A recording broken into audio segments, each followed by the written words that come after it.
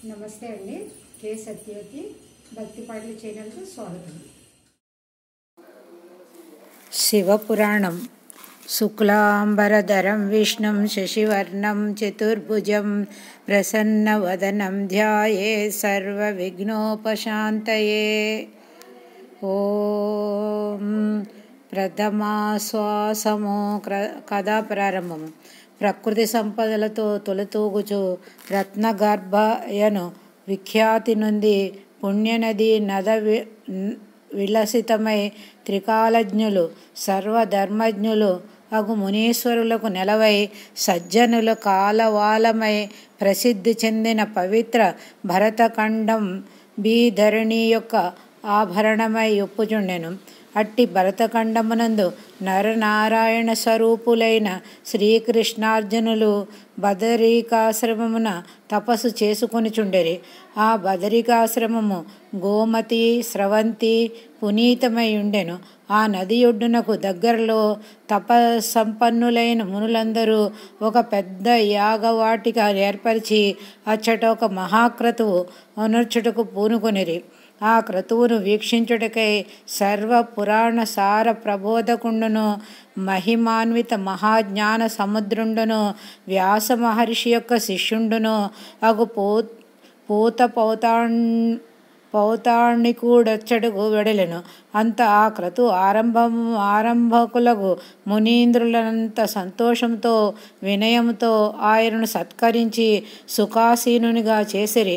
అనంతరము కుశల ప్రశ్నలు అడిగి తామును చితాసనములందు కూర్చుండిరి. ముని ప్రముఖులకు సౌనకాదులను చూచి సూతుండు ఇట్లనెను: మునిశ్రేష్ఠ, భగవత్కరుణ వలన ధర్మ పురాణ నీతి శాస్త్ర సంబంధ విషయములో తెలిసికొంటిమి. మా క్రతు ప్రారంభమున మీ మునిగణము శుభసూచకమైనది. లోకములో గల రుద్రకల్పము, విష్ణుకల్పము, బ్రహ్మకల్పము, దేవికల్పము అను కల్పములతో రుద్రకల్మషంబున గల శివపురాణము సృష్టి రహస్యములు నిరింగించును కదా.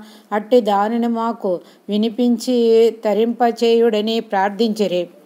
అంత సూతులు వారిని అనుసరించి అందులకు అంగీకరించి వారిని చూచి, ఓ మునీంద్ర ప్రముఖులారా, సమస్త సిద్ధులు బడసిన మహానుభావులు మీరు. నేను సామాన్యుడను. నా గూర్చి మీరు గోరంతలు కొండంతలుగా చెప్పుచున్నారు. అయినను సాహసించి చెప్పుచున్నాను వినుడు. శివ మహత్యము చాటి చెప్పు శివపురాణము వినుటకి ఇచ్చగించి వారలకును వినువారలకును పఠించు వారకును భూలోకమందు సర్వ సౌఖ్యములను అనుభవించుటకును తదుపరి స్వర్గలోకమందు బ్రహ్మాండమైన శాశ్వత సుఖములు పొందుటకును వీలగును, పాపహరణమగును. అట్టి శివపురాణమును సావధానులై వినుడని ఈ విధముగా చెప్పతొడంగే. పూర్వకాలమున ఒకప్పుడు మార్కండేయ మునీంద్రుడు వరుసగా సత్యలోకమున సరస్వతి కమలాసములను వైకుంఠమున లక్ష్మీనారాయణులను రజితాద్రిపై పార్వతీ పరమేశ్వరులను సందర్శించి ధ్యానించెను. పార్వతీ పరమేశ్వరులు దర్శించినప్పుడు ఆ మార్కండేయుడు, గౌరీ శంకరులారా, లోక కళ్యాణార్థమై మీ పుణ్య దంపతుల పవిత్ర చారిత్రమును వెల్లడి చేయుడని కోరగా వారు, మునీశ్వర, విపులముగా మా చరిత్రను చెప్పగల నందీశ్వరుని ద్వారా వినుమనిరి. మార్కండేయుడు ఇట్లని నందీశ్వరుని సన్నిధానమును కేగి, బహు విజ్ఞానవంతుడవైన పుణ్యమూర్తి, ఎల్లప్పుడూ పార్వతీ పరమేశ్వరుల చెంత నుండి కుమారస్వామి వినాయకుల కంటే అధికుడవై వారి మహస్యములను చూచుచుందువు కదా. అందువలననే శివపురాణమును వినిపింపవలయునని అడుగగా నందీశ్వరుడు పరమానంద పరితుడై శివుని మహిమలు ఈ విధముగా తెలుపసాగాను. నారదుని చరిత్ర. మార్కండేయ మునీంద్ర, తొల్లి హిమవత్పర్వత పరాంతమందలి మానస సరోవరమున నారద మునీంద్రుడు ఘోరమైన తపస్సు చేయుచుండెను. దానివలన తన పదవికే భంగము వాటిల్లును అని దేవేంద్రుడు భీతి చెంది నారదుని తపోభంగమునకై రంభ మొదలగు అప్సరస భాములను విఘ్నములను కలిగింపుడని ఆనదించెను. కానీ వారు నారదుని మహోగ్రత తపస్సును భీతిల్లి సమీపించి లేనివారే దేవేంద్రుని వద్దకు తిరిగి వచ్చిరి. దేవేంద్రుడు తపస్సు చేయుచుండెనని గ్రహించి తన స్వస్థానం కేగెను. తన తప కారణముగా నారదుడు పరబ్రహ్మ స్వరూపుడగు శివుని మహస్యం తెలుసుకున్నవాడే ఆనందించి తపము చాలించి బ్రహ్మ వద్దకేగి తన విషయం ఎరింగించెను. అనంతరము కైలాసమునకు వెడలి శివుని తన తపస్సిద్ధిని తెలిపెను. పిమ్మట వైకుంఠమునకు పైన ప్రయాణమయ్యను. విష్ణువుతో నారదుడు స్తోత్రానంతరము మహాత్మా, తపస్సిద్ధి పొందితిని కనుక ప్రస్తుతం నన్ను నీ మాయ గాని శివమాయ గాని ఏమియూ చేయజాలవు అని పలికెను. అంత విష్ణువు అతనికి మునీశ్వర, మాయ అనగా ప్రపంచమునకు మూల కారణమైన ప్రకృతి నుండి ఉద్భవించినదే. ఆ మాయ శివకేశవులను ఆశ్రయించి ఉండును. జ్ఞాన గర్వితుల నది సక్రమ పదమున పెట్టును. దానిని జయించుట కష్ట సాధ్యము. నీవు వైరాగ్యమూర్తివి అయినను నీకు మాయా స్వరూపమును బోధకమగుట లేదు. ముల్లోక సంచారుడవై ఉండుట వలన మెలకువతో మెలిగినచో దానిని వెరుంగగలవు అనెను.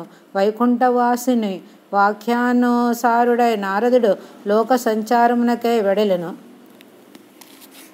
మాయామయుడైన నారదుడు తన సంచారమున నారదుడు భూలోక మార్గమున కళ్యాణ నగరమును తిలకించుటకై ప్రవేశించెను. ఆ నగరమందు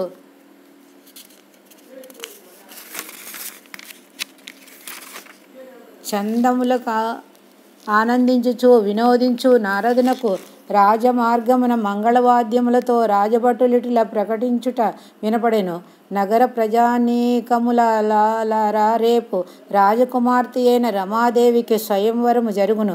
ఎల్లరును రాజసభకు విచ్చేసి సత్కారములు కొని స్వయంవరము చూడుడని అంత నారదుడు సరాసరి రాజభవనము కేగి రాజిచ్చిన అర్ఘ్యపాద్యాదులను కొని నగరాలంకరణకు కారణమడిగెను. రాజు వెంటనే రమాదేవి అచ్చటికి రప్పించి మహర్షికి నమస్కరింపజేసి ఆమె స్వయంవరము రేపు జరుగుచున్నదని తెలియజేసెను. రమాదేవి సౌందర్యాతిశయమునకు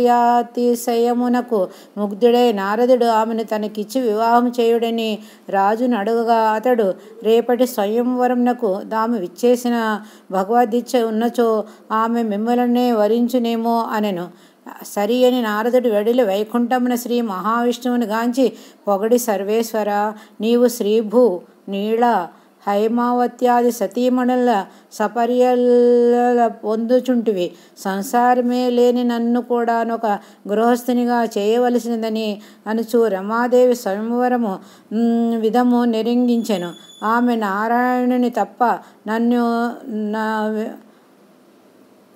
నన్ను నివరింపచుట, అందుకే ఈ రూపము నాకు ప్రసాదింపమని వేడగా నారాయణుడు మొదట వారించెను. కానీ నారదుడు పట్టుబడుటచే చివరికి అంగీకరించెను. నారదుడు వెడలి కళ్యాణ నగరమును చేరెను. నారదుడు నారాయణుని శపించుట.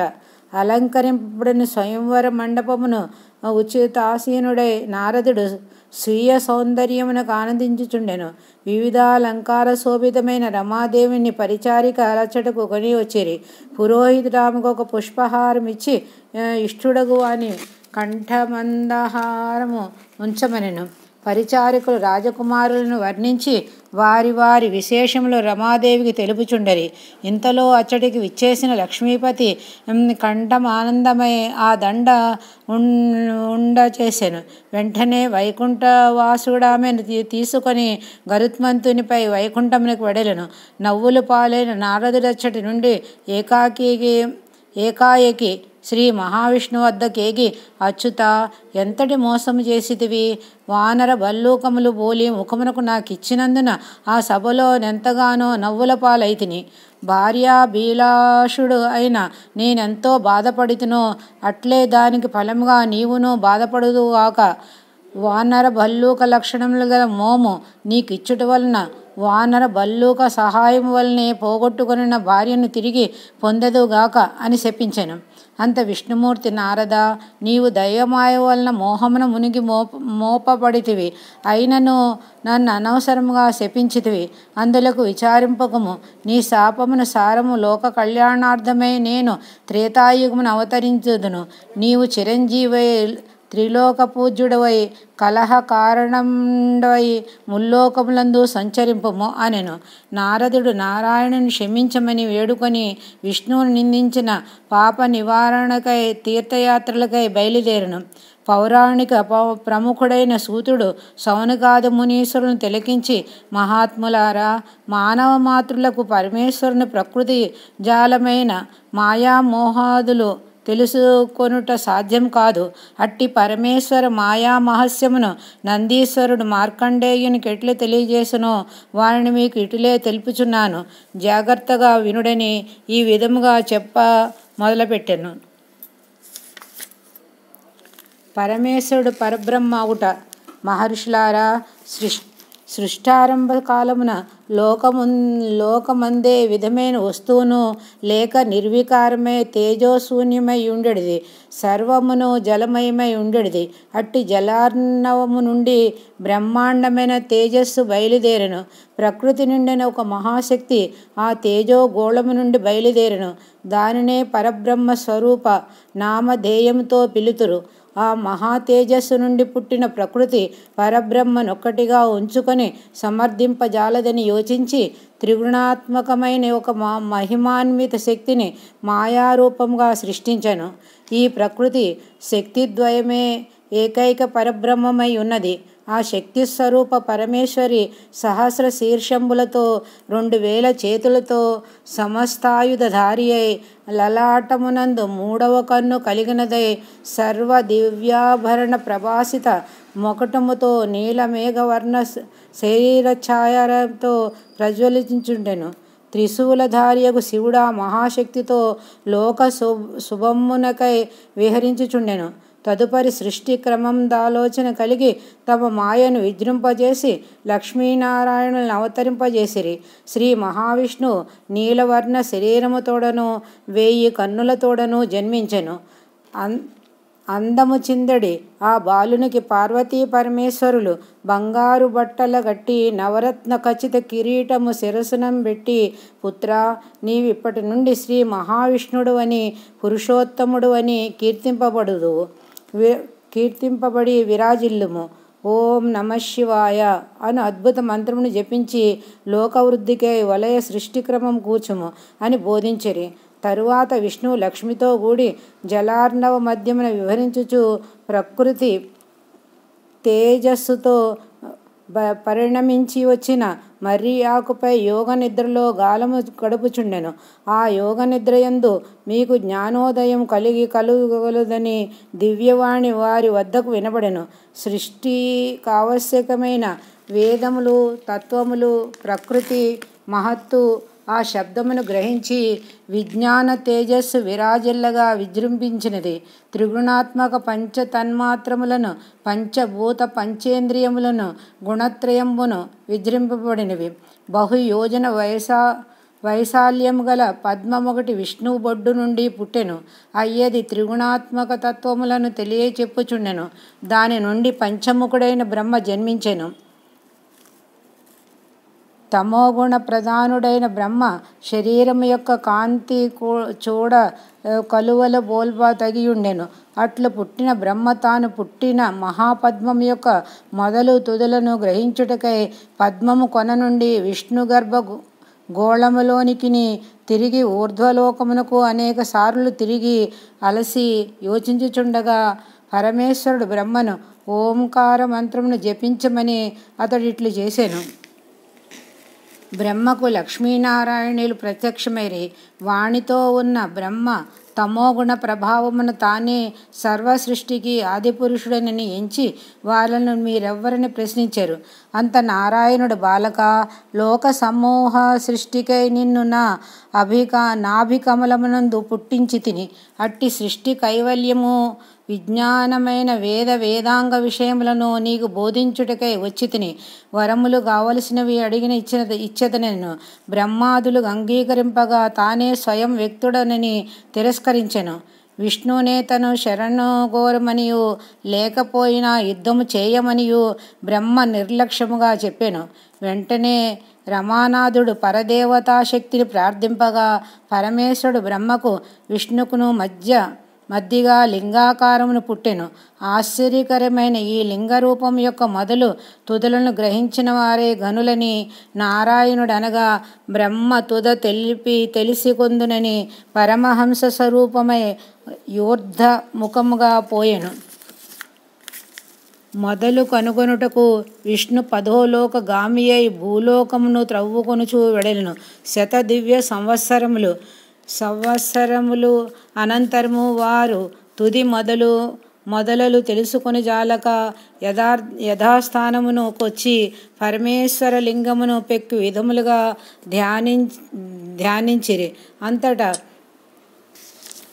అంతటా వారలకు పరమేశ్వరుడు ప్రత్యక్షమై వారిరువురు మధ్యను నిలబడి ఓంకారము దిక్కులు పిక్కటిల్ల ధ్వనింపజేయచుండెను. బ్రహ్మతో ఆ ఈశ్వరుడు, నీవు పంచభూత ప్రకాశిత ప్రపంచ సృష్టికై సరస్వతితో విష్ణునాభి కమలమున సృజింపబడితివి. నీవు విష్ణువును తిరస్కరించక లోక సృష్టికి వలయ వేదాంతగాది సాధనములు అతని వద్ద నుండి గ్రహించుము అనను. బ్రహ్మ పరమేశ్వరుని కూడా తిరస్కరించి, నీ వైరవు సృష్టికర్తకు నాకు 5 ముఖములుండవలెను గాని నీకు 5 ముఖములుండుట సరికాదనెను. దానికి కోపించి పరమేశ్వరుడు రుద్రమూర్తి అయిన బ్రహ్మ యొక్క పంచముఖమును ఖండించెను. గర్వభంగమందిన బ్రహ్మ ఈశ్వరుని ప్రార్థించగా అతడు తన రజోగుణమును వీడి శాంతి నొంది సచ్చిదానంద పరబ్రహ్మ స్వరూపుడై సృష్టించకు బ్రహ్మయ్యను పోషించుటకు విష్ణువును పుట్టిరని తెలిపి తాను సృష్టి నుండి పుట్టిన శివుడు శంకరుడనను పేర్లతో సృష్టి కిలయకారుడనయు అందురు. మనమందరం పరబ్రహ్మ స్వరూపులమే. ఈ లింగం ఓంకార నివిత పార్థివలింగము పరమేశ్వరలింగమని తెలిసి ఆ లింగమందే మాయమయ్యను. వారిరువురు ఆ లింగమును యుక్త రీతిం పూజించిరి. నమస్తే అండి.